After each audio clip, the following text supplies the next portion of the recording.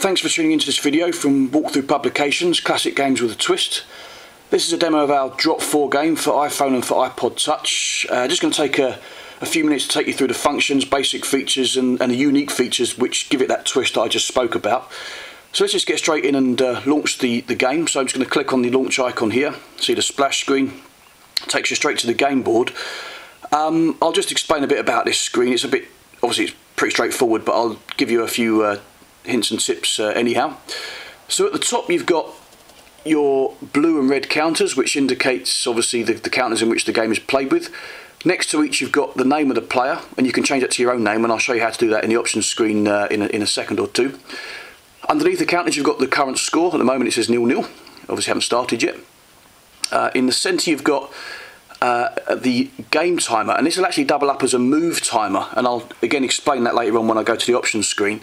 You've got a level indicator which tells you which level you're playing at, and lastly at the top you've got like a little black arrow. I don't know whether you can make it out on this screen actually, but that just slides backwards and forwards to tell you whose turn it is.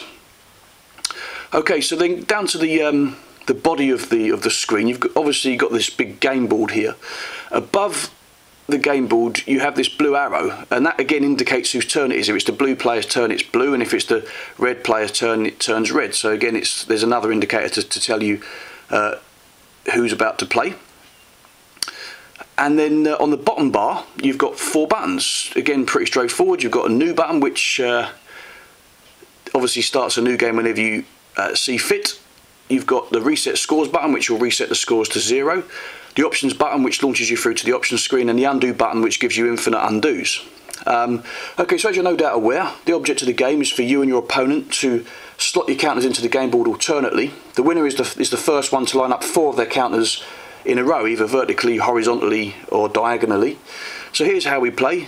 Either simply tap the column that you want to place the counter into, and you can see the computer just takes its go after me there. Or the other way to do it is to press your thumb or finger on the screen. As I drag, you see the blue arrow at the top is moving along the top of the game board. When I get above the column that I want to drop it into, just simply let go and it drops it for you. So either, whichever way you feel most comfortable with, you can use it either way. Undo. So again, if I click the undo screen, it just undoes those moves quite easily. The new button, as I said, just starts a new game whenever you want. The reset scores, again, just zeros the scores. Obviously it's 0-0 anyway, so I can't necessarily demonstrate that on this particular video. And then the options button. So if I just, good opportunity I guess to show you the options screen. So let's just tap that and launch through to that screen. So here's our options screen. Again, I'll talk you down from top down. Pretty straightforward once again. So at the very top you've got 1 player, 2 player, which you can just choose which one you want to, which setting you want to play with. So let's just leave it 1 player for now. Then you've got the name of the players. I've got, at the moment it says Richard versus iPod. I'm using an iPod Touch here today. And if I touch this field next to my name, I can actually put in another name. Okay, so it's pretty easy to do. Then next to each name you've got a counter. At the moment you see that I'm playing with blue and the iPod's playing with a red counter. If I touch that it just switches it around, so I can choose which colour counter I want to play with.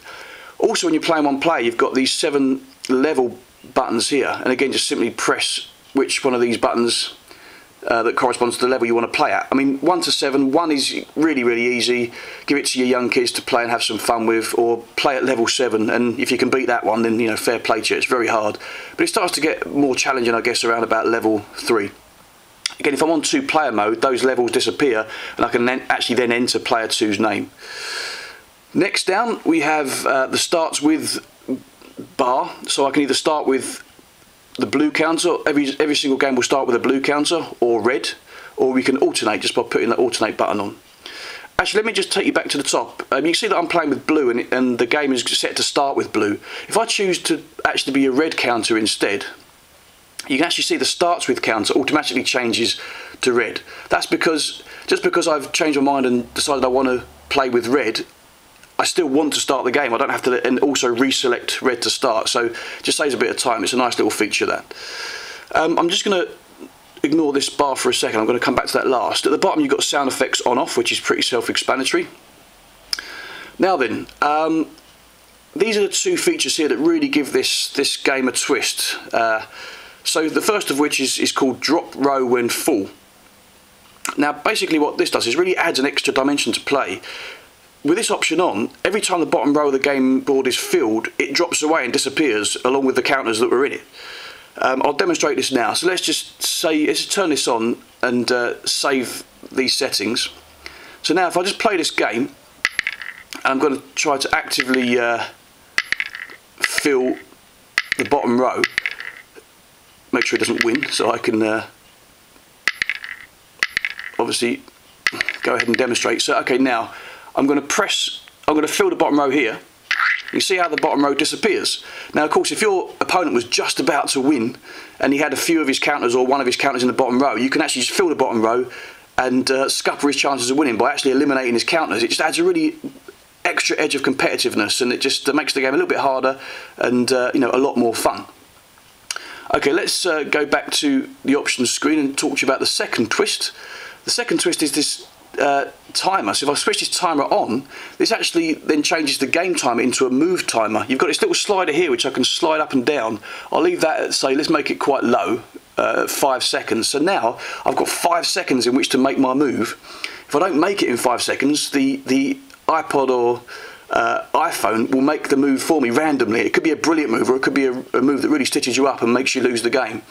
So let me just save that and again show you. So now you can see as I take my move, the counter times down, it starts to tick and then places a random move for you. Okay, now this is a load of fun. Let me just stop that. Especially if you're playing two-player, you're having to pass the iPod or iPhone backwards and forwards to each other to take your turn at the same time as trying to beat the clock. It just again adds a brilliant dimension, makes it much more competitive, loads more fun, especially if you combine it with the drop row twist as well. It's just a really excellent way to just take this classic game to a new level. Okay, so that's pretty much, you know, all I can really talk to you about the game. It's a simple game, obviously simple concept, just with a few added benefits and features. And there's two versions of the game. There's a free version which has all the features of the pro version. It just limits you to 10 games a day. If you want to play more than that, if you're getting really addicted, then you can go for the pro version for a very small fee and then use it unlimited, you know, all day long, every day. So as I said, that's it.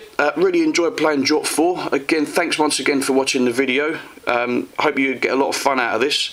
For more information about us and for more classic games with a twist, visit our website www.walkthroughpublications.co.uk. Thanks.